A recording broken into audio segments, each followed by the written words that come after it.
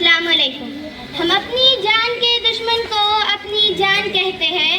ہم اپنی جان کے دشمن کو اپنی جان کہتے ہیں. محبت کے اس مٹی کو ملک ہندوستان کہتے ہیں. ملک ہندوستان کہتے ہیں. جب اپنا قافلہ اس عزم و یقین سے نکلے گا, جب اپنا قافلہ اس عزم و یقین سے نکلے گا, جہاں سے چاہیں گے راستہ وہیں سے نکلے گا. وطن کی ریت مجھے ایڑیاں رگڑنے دے, مجھے یقین ہے کہ چشمہ یہی سے نکلے گا, کہ چشمہ یہی سے نکلے گا. جناب صدر, تمام مہمان خصوصی, صدر اکرام اور میرے مکتب ساتھیوں, سب سے پہلے آپ تمام ناظرین کو ملک ہندوستان کی آزادی بہت بہت مبارک.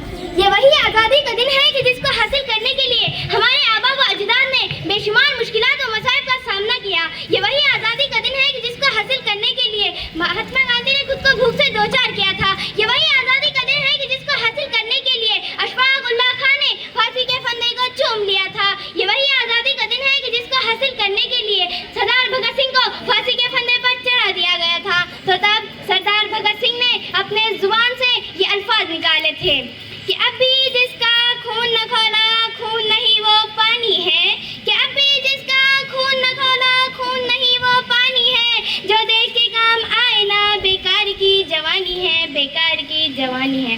جناب علی, آزادی کے فہرست میں بے شمار نام شامل ہے. اگر ہم بہادر شاہ ظفر کی بات کریں تو 1857 کے ہنگامے میں بہادر شاہ ظفر کو رنگون کی کالی کوٹھیوں کے پیچھے دھکیل دیا گیا, اور انگریز آیا اور انگریز نے کہا کہ دمدمے میں دم نہیں اب خیر مانگو جان کی, دمدمے میں دم نہیں اب خیر مانگو جان کی, اے ظفر ٹھنڈی پڑی شمشیر ہندوستان کی. تو تب بہادر شاہ ظفر نے اس انگریز کو جو الفاظ اور جو جواب کہے تھے وہ یہ تھے کہ غازیوں میں بو رہیں گی جب تلک ایمان کی, غازیوں میں بو رہیں گی جب تلک ایمان کی, تخت لندن تک چلیں گی تیغ ہندوستان کی, تخت لندن تک چلیں گی تیغ ہندوستان کی. جناب علی, اس بلند عمارت پر لگے پرچم سے لے کر میرے سینے پر لگا ہندوستانی پرچم اس بات کی دلیل ہے کہ ہم آزاد ہیں. دہشت گردوں کا منہ توڑ جواب دینے کے لیے ہم آزاد ہیں. عوام کا پیسہ وزیر کے حلق سے کھینچ کر نکالنے کے لیے ہم آزاد ہیں. ہم آزاد ہیں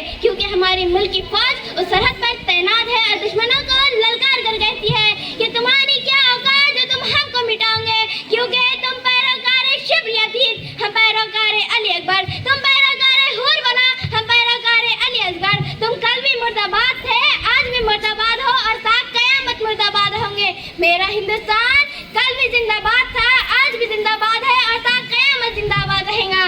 اس لیے کہ سور میں فتنے باطل کو مٹا دیتے ہیں, خون دہکے ہوئے ذروں کو پلا دیتے ہیں, اپنے چاندوں کو اندھیروں میں سلا دیتے ہیں, اپنے گودی کے چراغوں کو بجھا دیتے ہیں. مثل شبیر جو پیغام عمل دیتے ہیں, ایسے ہی لوگ زمانے کو بدل دیتے ہیں. شکریہ.